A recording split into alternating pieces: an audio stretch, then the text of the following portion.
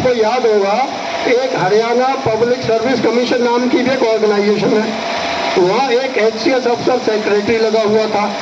Dental doctors की भर्ती थी, 30-30 लाख रुपए हर एक से लिए गए।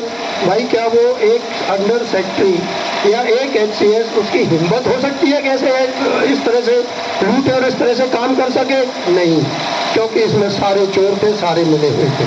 मैं मोदी जी से भी पूछना चाहता हूँ, कुछ दिन पहले एक स्टेटमेंट आई थी पेपर में कि जब हमने 2014 में सरकार संभाली थी, उस टाइम में गरीबी की रेखा से नीचे जो थे 25% लोग थे।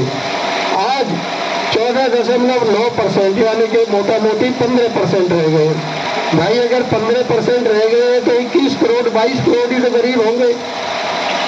आप 80 करोड़ को मुफ्त में खाना खिला रहे हैं, या तो आप कहीं ना कहीं आप झूठ जरूर बोल रहे हैं, क्या तो आपके होते होते गरीबी बढ़ी है। पहले 25% थे और अब तो 60% हो गए। आप ये कैसे कहते हैं कि आपने गरीबी कम करी है? और अगर गरीबी कम नहीं करी है, लोगों की मदद करना ही चाहते हैं, कुछ अच्छा करना चाहते हैं, तो जॉब क्रिएशन की कोई कोशिश स्कीम लानी चाहिए थी।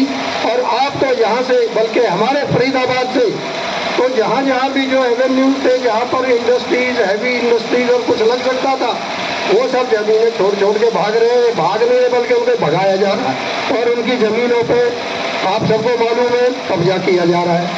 यही नहीं, अब कहते हैं कि भाई हम बड़े चरित्रवान हैं, तो देखते नहीं आपने ब्रजभूषण जो सिंह जो थे, अभी उन पे कितने वो थे, बच्चों की और लड़कियों की तो पिटाई हो गई, लेकिन उस पर कोई एक्शन नहीं हुआ।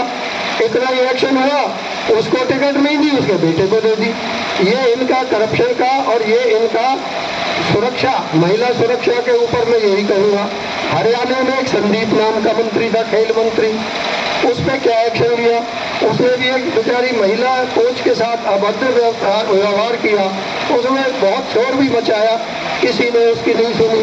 भाइयों, ना तो ये कानून व्यवस्था को बनाना चाहते हैं, यहाँ सुरक्षित कोई नहीं है। मेरे से पहले एक भाई ने कहा था ये अग्निवीर वाली प्रॉब्लम, मैं तो आर्मी में रहा हूँ 4 साल में, तो फौजी को ये नहीं पता लगता कि भाई ये फौज है क्या और कैसे लड़ा जाता है। भाई इसका मतलब तो है कि देश की सिक्योरिटी को भी आपने दांव पे लगा दिया। भाई दूसरी तरफ अब